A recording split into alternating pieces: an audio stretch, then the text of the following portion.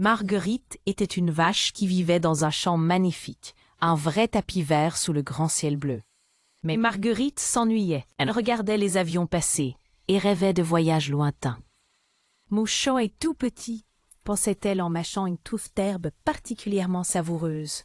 « Le monde est si grand. Il doit y avoir des champs encore plus verts, des fleurs de toutes les couleurs et des bruits incroyables. » Ses amies, elles, étaient très contentes de leur chant. Elles ruminaient paisiblement, dodelinaient de la tête et regardaient les papillons. Mais Marguerite soupirait. Du matin, un coin de la barrière était un peu bancal, juste assez pour laisser passer une vache déterminée. C'était l'occasion rêvée. Le cœur battant comme une cloche, Marguerite a jeté un dernier coup d'œil à son champ endormi et s'est faufilée dehors. L'aventure l'attendait. Dehors, c'était différent vert.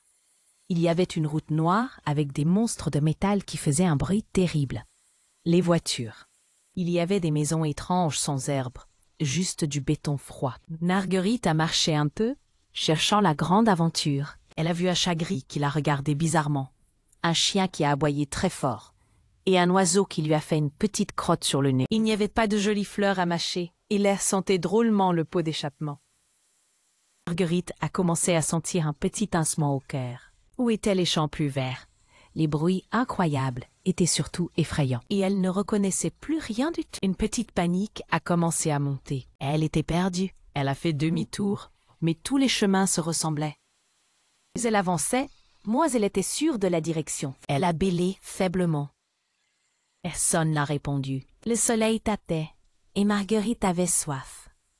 Soudain, au loin, par-dessus une petite colline, elle a entendu un son qu'elle connaissait bien. Mouh! C'était la voix douce et tranquille de sa voisine, Jeannette. Et juste à côté du mouh, elle a reconnu le clocher de l'église du village, qu'on voyait depuis son champ.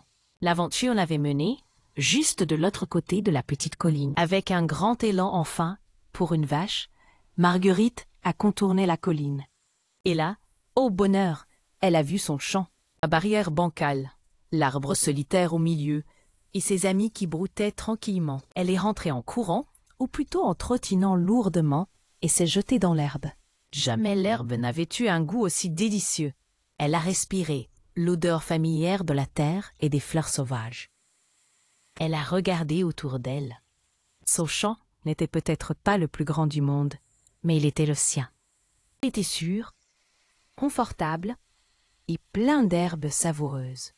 Alors là, mes petits amis qui rêvez d'ailleurs, ce que l'aventure vous apprend, c'est que parfois un petit tour suffit pour nous rendre compte que notre chez nous est le plus bel endroit du monde et que l'herbe est la plus verte là où notre cœur est content.